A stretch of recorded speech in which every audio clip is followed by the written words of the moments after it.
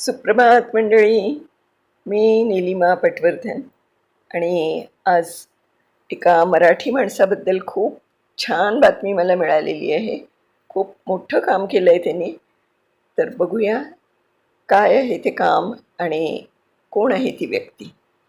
तर होर्मुझच्या सामुद्रधुनीत सारख्या संवेदनशील भागात अमेरिकन लष्कराचं विशाल AH-64 अपॅच हेलिकॉप्टर गस्त घालत होतं. पण तंत्रज्ञान आणि निसर्गाच्या या खेळात पुढच्या क्षणी काय घडेल हे सांगता येत नाही. अचानक काहीतरी बिघडलं. कदाचित तांत्रिक बिघाड झाला असेल किंवा इराणच्या स्टेल्थ ड्रोनचा हल्ला झाला असेल. काही क्षणातच ते शक्तिशाली हेलिकॉप्टर थेट समुद्राच्या उग्र लाटांमध्ये कोसळलं. मंडळी, आजकाल होर्मुझ, इराण अमेरिका वॉर या सगळ्या अगदी खूप सतत बातम्यांमध्ये याबद्दल येत असतं. तर त्यातलीच ही एक गोष्ट. तर हे जे विमान कोसळलं थेट समुद्रामध्ये, त्यातले 2 पायलट अथांग आणि थंड समुद्राच्या पाण्यात आपल्या जीवासाठी संघर्ष करत होते. रात्र काळोखी होती आणि वारा जोरात वाहत होता. पारंपरिक पद्धतीने बचाव जहाज किंवा हेलिकॉप्टर पाठवणं म्हणजे आणखी जीव धोक्यात घालण्यासारखं होतं. पण हजारो मैल दूर अमेरिकन 5व्या ताफ्याच्या टास्क फोर्स 59च्या मुख्यालयात संगणकाच्या स्क्रीनवर हालचाली सुरू होत्या. तेथे मानवरहित स्वयंचलित बोट कॉर्सेर हिला तातडीचे आदेश दिले जात होते. मानवाविना चालणारी ही 24 फूट लांबीची बोट समुद्राच्या लाटांना चिरत पुढे निघाली. तिला डोळे नव्हते, पण अत्याधुनिक रडार आणि AI कॅमेऱ्यांच्या मदतीनं ती आजूबाजूचं निरीक्षण करत होती. 2 तासांच्या आत काळोख्या रात्रीत तिनं पायलट्सचं अचूक स्थान शोधलं आणि ती त्यांच्या समोर पोहोचली. जीव वाचवण्यासाठी संघर्ष करणारे दोन्ही पायलट त्या बोटीत चढले. कॉर्सेरने त्यांना सुरक्षितपणे किनाऱ्यावर आणलं.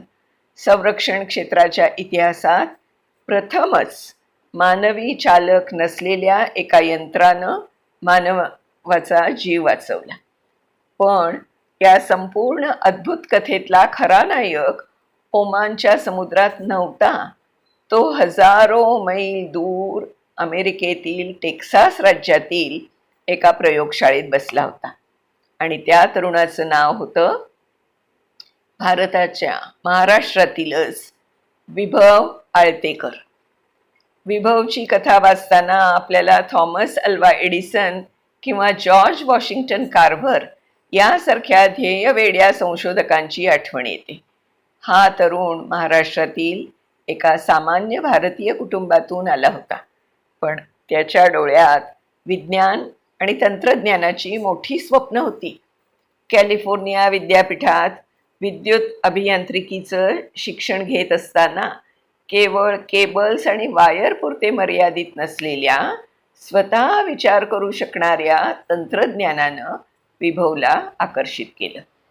सप्टेंबर 2022 माजी नेव्ही सील कमांडो डिनो मावरुकास यांनी एका नव्या कल्पनेला जन्म दिला, सारोनिक टेक्नॉलॉजी. समुद्रात काम करू शकणारं आणि कठीण परिस्थितीत कार्य करणारं रोबोट तयार करणं हे त्यांचं ध्येय होतं. मात्र ही कल्पना प्रत्यक्षात आणण्यासाठी त्यांना एका तीक्ष्ण बुद्धिमत्तेची जरूर होती. ती बुद्धिमत्ता त्यांना विभवच्या रूपानं मिळाली. विभव या कंपनीचा सहसंस्थापक आणि मुख्य तंत्रज्ञान अधिकारी म्हणजे CTO बनला. रात्रंदिवस मेहनत करून शेकडो ओळींचे कोड लिहून आणि गुंतागुंतीचं मशीन लर्निंग प्रयोग करून विभवनं या कॉर्सेर ड्रोनचे मेंदू आणि हृदय विकसित केले. यापूर्वी अँड्युरेल या कंपनीत काम करताना त्यानं ऑस्ट्रेलियन नौदलाच्या घोस्ट शार्क ड्रोन पाणबुडी प्रकल्पातही आपलं कौशल्य दाखवलं होतं. आज त्याच्या कामगिरीमुळे अमेरिकन नौदलानं त्याच्या कंपनीसोबत तब्बल 3,200 कोटी रुपये म्हणजे 392 दशलक्ष डॉलर्स इतक्या किमतीचा मोठा करार केला आहे. विभवने तयार केलेली ही कॉर्सेर बोट म्हणजे विज्ञानाचा एक चमत्कार आहे. तिच्या रचनेकडे पाहिलं तर विभवच्या अभियांत्रिकी कौशल्याची अचूकता आश्चर्यचकित करते. कठोर डिझाईन, फक्त 24 फूट लांबीची ही बोट समुद्राच्या लाटांवर ताशी 65 किलोमीटरपेक्षा अधिक वेगानं धावू शकते. प्रचंड क्षमता, अल्प वजन असूनही ती सुमारे 454 किलो वजन सहज वाहून नेऊ शकते, ज्यामुळे जड जी सूट घातलेल्या 2 पायलट्सनाही तिने सुरक्षितपणे वाहून नेलं. स्वयंचलित दृष्टी आणि बुद्धिमत्ता. एकदा इंधन भरल्यानंतर ती कोणत्याही मानवी मदतीशिवाय सुमारे 1850 किलोमीटरचा प्रवास पूर्ण करू शकते आणि स्वतः निर्णय घेऊ शकते. एक विचार, मानवाच्या इतिहासात युद्ध आणि आपत्ती यांनी नेहमीच अनेकांचे जीव घेतले, पण विभव आळतेकर सारख्या भारतीय तरुणाने आपल्या बुद्धिमत्तेच्या सामर्थ्याने निसर्ग आणि युद्धाच्या कठोर वास्तवाला आव्हान दिले. कॉर्सेरने वाचवलेले 2 जीव हे केवळ 2 सैनिकांचे जीव नव्हते, तर ते विज्ञानानं मानवतेला दिलेली एक सुंदर भेट होती. जेव्हा विज्ञानाचा वापर विनाशासाठी नव्हे तर संरक्षण आणि जीव वाचवण्यासाठी केला जातो, तेव्हा खऱ्या अर्थानं एका नव्या युगाची सुरुवात होते. हा भारतीयांचा वसुधैव कुटुंबकम हा संस्कार विभवनं जगाला दाखवून दिला आहे. खरंच Vibhav, hats off to you and we are very proud of you.